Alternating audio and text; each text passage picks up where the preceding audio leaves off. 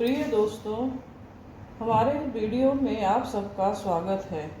चलिए हम आज सुनाते हैं पुरुषोत्तम मास अध्याय 11 की कथा। सूत जी बोले, हे मुनि श्रेष्ठ, अब मैं आपको उस अद्भुत कथा का सार सुनाता हूँ जिसमें एक तपस्विनी कन्या की कठोर साधना, भगवान शंकर की कृपा और पुरुषोत्तम मास के महत्व का गुण रहस्य प्रकट होता है। नारद जी के प्रश्न करने पर श्री नारायण बोले, एक समय एक ऋषि की कन्या ने भगवान शिव को पति रूप में पाने की इच्छा से अत्यंत कठिन तपस्या आरंभ की। वह कन्या अत्यंत दृढ़ निश्चयी और धैर्यवान थी। उसने ग्रीष्म ऋतु में पंचाग्नि के मध्य बैठकर तप किया, शीतकाल में ठंडे जल में खड़ी रही और वर्षा ऋतु में खुले आकाश के नीचे बिना किसी आश्रय के निवास किया।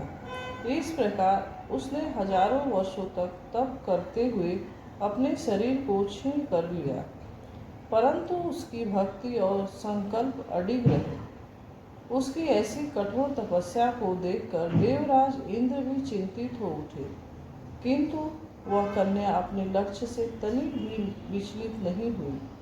अंततः उसकी तपस्या से प्रसन्न होकर भगवान शंकर उसके समक्ष प्रकट हुए। उनके दिव्य स्वरूप के दर्शन पाकर वह कन्या अत्यंत प्रसन्न हुई। विनम्र भाव से उनकी स्तुति करने लगी। उसने भगवान शिव को दुखों का नाश करने वाले और भक्तों के रक्षक के रूप में प्रणाम किया। भगवान शंकर उसकी भक्ति से प्रसन्न होकर बोले, हे तपस्विनी, मैं तुम पर प्रसन्न हूँ, तुम जो चाहो वर मांगो। यह सुनकर वह कन्या अत्यंत हर्षित हुई और बार बार एक ही वर मांगने लगी, हे प्रभु, मुझे पति दीजिए, मुझे पति दीजिए। उसने अपनी इस इच्छा को 5 बार दोहराया। तब भगवान शंकर ने मुस्कुरा कर कहा, हे सुंदरी, तुमने 5 बार पति मांगा है, इसलिए अगले जन्म में तुम्हें 5 पति प्राप्त होंगे। वे सभी वीर, धर्मज्ञ और गुणवान होंगे। यह सुनते ही कन्या व्याकुल हो उठी। वह हाथ जोड़कर बोली, हे प्रभु, संसार में एक स्त्री का एक ही पति होता है, 5 पति होना तो लोक विरुद्ध है। कृपया मुझे ऐसा वर न दे जिससे मेरी हंसी हो।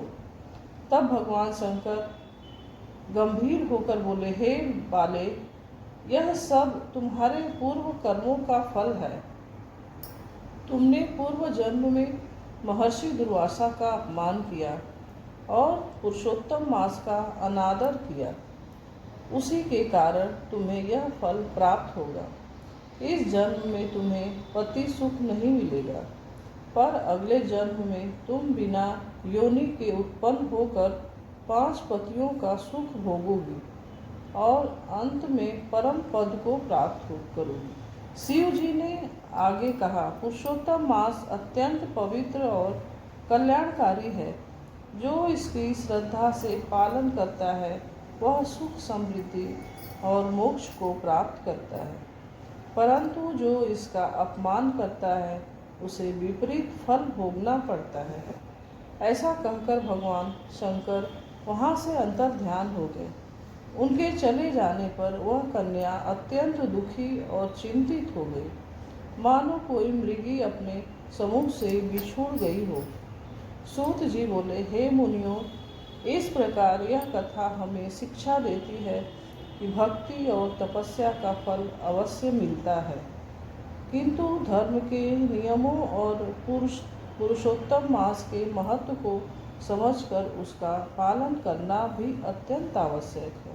प्रिय दोस्तों, यह कथा अब यहीं पे समाप्त होती है।